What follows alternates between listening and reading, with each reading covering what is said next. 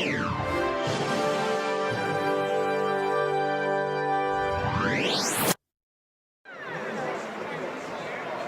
there, I'm Greg Day, Security CTO for Symantec, and welcome to Mobile World Congress. As you can see, we're here at the busy show. Mobile is a really important point or part of Symantec's strategy going forward. For those of you that don't really know Symantec very well, let me give you a bit of a brief insight into our background. We're one of the world's leading security vendors, focusing really on information protection. We see really three kind of key business challenges that we're trying to solve. One is the kind of changing way in which we work, the mobile workforce. No longer do we rely on desktop computers, but very much here we've got everything from laptops to smartphones to tablets to all of these new generations of working, whether it's across the cloud, in the office, or social networks. And what we've really seen over the last few years, though, is we've spent decades protecting assets, but what we've really realized is information is the most valuable commodity. And in fact, in some recent research we ran, typically across Europe, Middle East, and Africa, information is now worth 40% of the value of most organizations. So we really see information as the core of what we have to protect. So if we have the assets, we have the information, the unique identifier behind that these days more and more is us, the individual. So identity is a core focal point for us, because I might go into an internet cafe, want to log on, I might use my smartphone or my desktop. That identity is the core part of if you like, our security framework. The final part really then is how do we make sure that information is always available, on access and usable. So if you like, our storage management, consolidation, archiving, really how we bring those pieces together. And actually very much that is the foundation to being able to understand information, because there's such an information explosion today. I heard last year that we were into the zettabytes of data.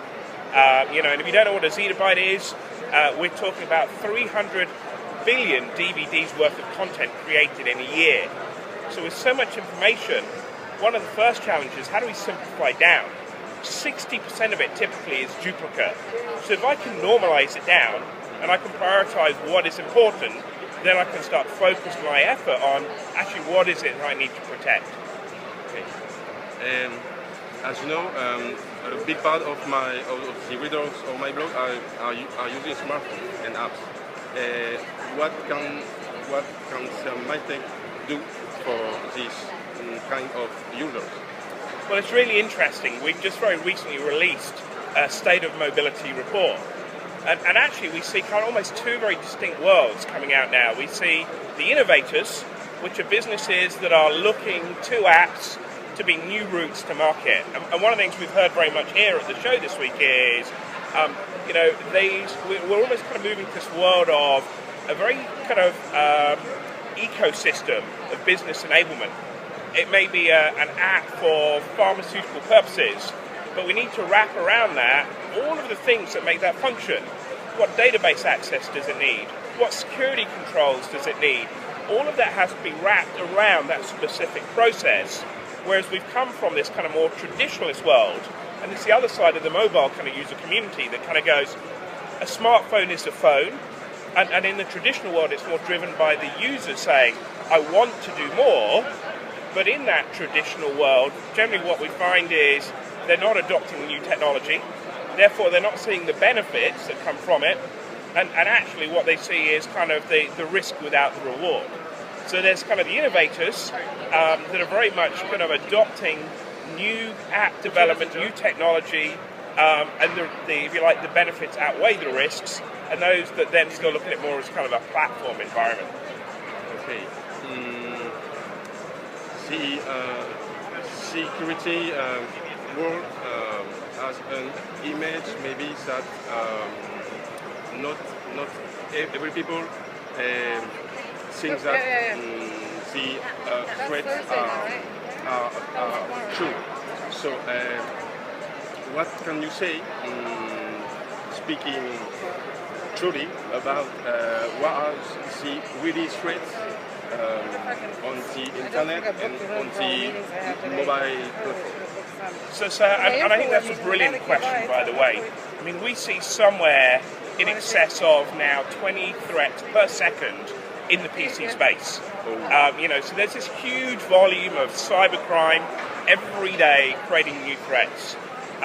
In the smartphone space, we've almost talked about mobile phone threats for nearly a decade. If we go all the way back to kind of Symbian and, Pocket PC, and really these were very early proof of concept.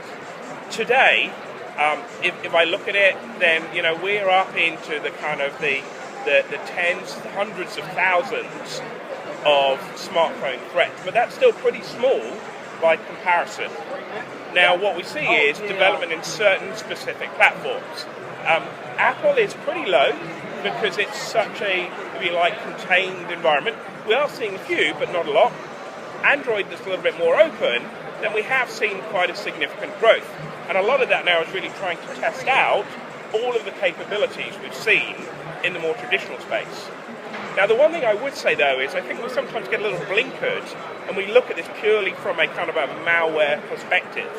Now, if we look over the last few years, what we've seen is the security controls get higher and higher.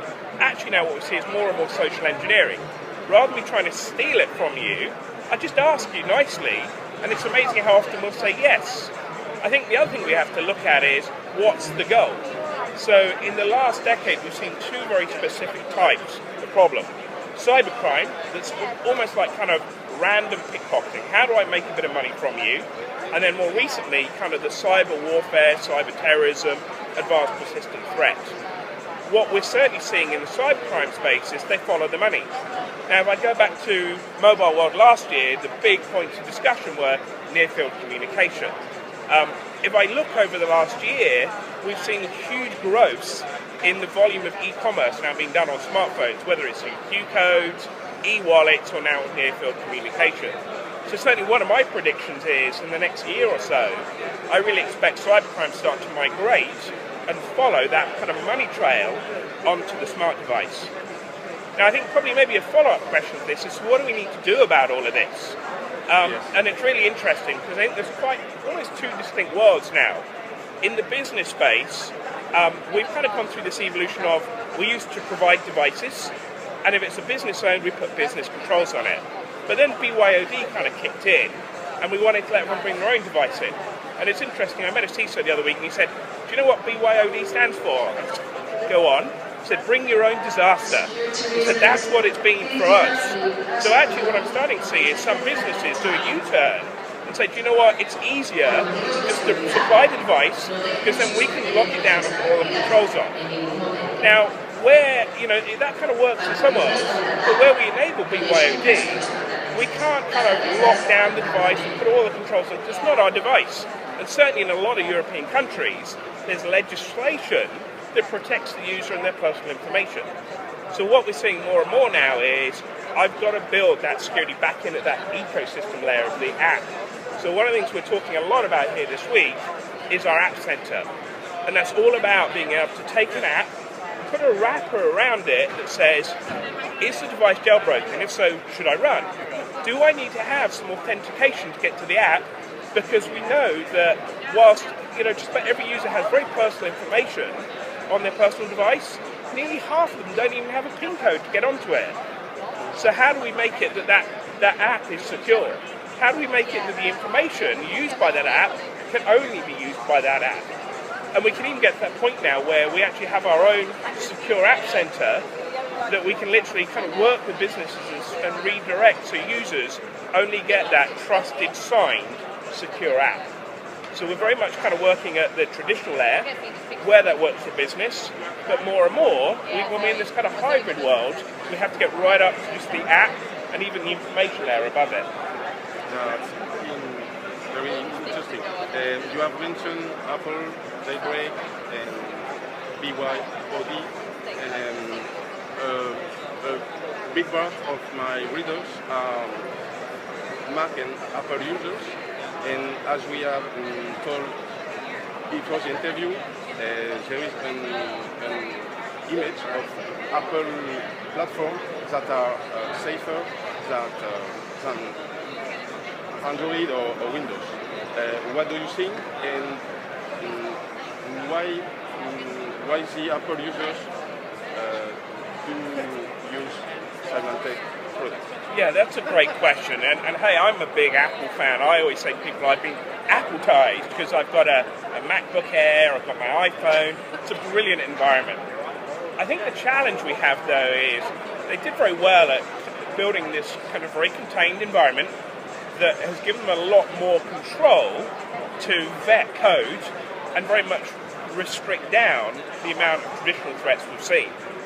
The problem is, I think it's almost the language we use. When we talk about threats, most people think of viruses, and that's just such a narrow part of the problem. So whilst there are a lot less viruses in the Mac space, we're still just as susceptible to things like social engineering, hacking attacks, DDoS attacks, scams, adware, and all of those other things that we have to deal with on a day-to-day basis. So I think my challenge is we almost need to not be overconfident, and we kind of get sucked into it's a really safe environment. It does have some great security controls, but equally I'd say Android and other platforms are also building in some really good security controls. But I like everything in security. It's a balance of technology, human practice, and different factors that help keep us safe. That's true. And maybe we can talk about trends, or what you think, what will be the future of threat, or maybe we can talk about products. You have talked earlier about cyber threat, no? That we have moved the threat that were in the street to the cyber world. Yes. Yeah, and so I think, I come back to a couple of things here. Crime is always going to be with us, but basically crime follows us where we are.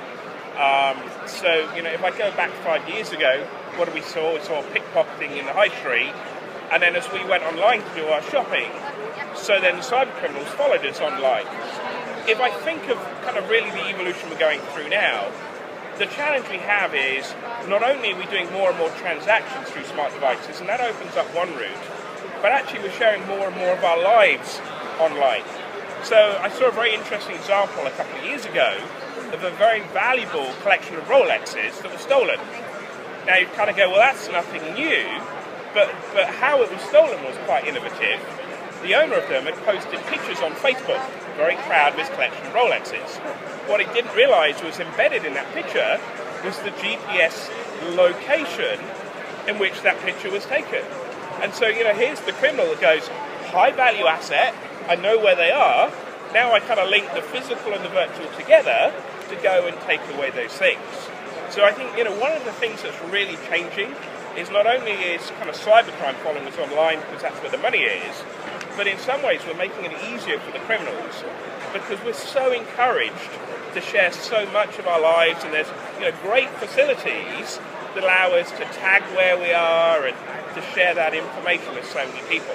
So I think we're going to go through a bit of a discovery journey in the next few years where we actually start to realise what is that right balance, because it's great to kind of let your friends know where you are and where you're meeting and what you're doing, but it's kind of how far and how much of that information do we put in the public domain. And the challenge is it's so transparent. We don't really see any impact that comes from it. That's true. Well, great. We have talked about very interesting things. Maybe you want to just add one thing, maybe about Symantec, or maybe on next event where you are going to go? Or? Sure. So, to me, firstly being here is, this is now, I think, the biggest IT show in the world. This mobile space is phenomenal.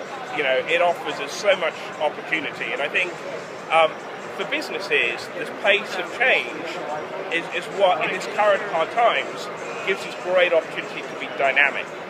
I think the challenge we have is IT is moving out of the IT department.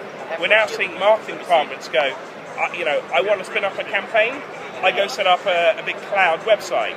I want to kind of run a patient trial, I give them all tablets. So IT innovation is brilliant for business creativity, new routes to market. I think the challenge for us is, as IT moves out of IT's control, how do we manage that risk? And I think the first part is understanding it and being realistic about it. And I think that's a big part of why we're here, to try and help organizations actually get a grasp of what it means to them. Now, one of the simplest things, to give you another kind of recent bit of intelligence I saw, typically over 3/4 of employees take business data and put it on their own personal smart devices. Now, they do that not because they're bad or malicious, but they want to be productive. I've got a family, but I've still got work to do. What do? I take my work home. So I think, we have a challenge here, which is we need to help businesses understand how we use technology and then enable them to do their jobs. And I think that means a change from trying to lock down the world to think about what the business process is and how do we wrap that up to simplify the user experience. And I'll give you a lovely example of this. So something we announced last year here was something called O3. And O3 is short for ozone or the cloud. So the challenge we have, and I have this like every user, I've got at least 20 different cloud service accounts that I use. Now immediately you start going, oh my god, all those passwords to remember, it's a nightmare. So what we built was a platform that gives me a single point of sign-on and access to all of my cloud services. From a business perspective, I can segregate between those ones that are for personal use and the ones that are for business use. The business ones, now I can start to set different levels of authentication. And I can start putting the security controls into the cloud as to what kind of information should I be able to do, how should I be able to access it. So I think kind of the real challenge for us here is to recognize real-world business use and then enable it through security. And for us, that's a big part of why we're here, bringing new solutions, whether it is safe personal cloud connection, whether it's safe application usage, whether it is safe connection to cloud services. We need to bring these things together to solve business challenges. Okay. Well, thank you for your time, Gwen. It was a very interesting interview, and you and Symantec are the first brand and first person for the new section about security for my blog. Brilliant. Thank you very much. Really good to meet you.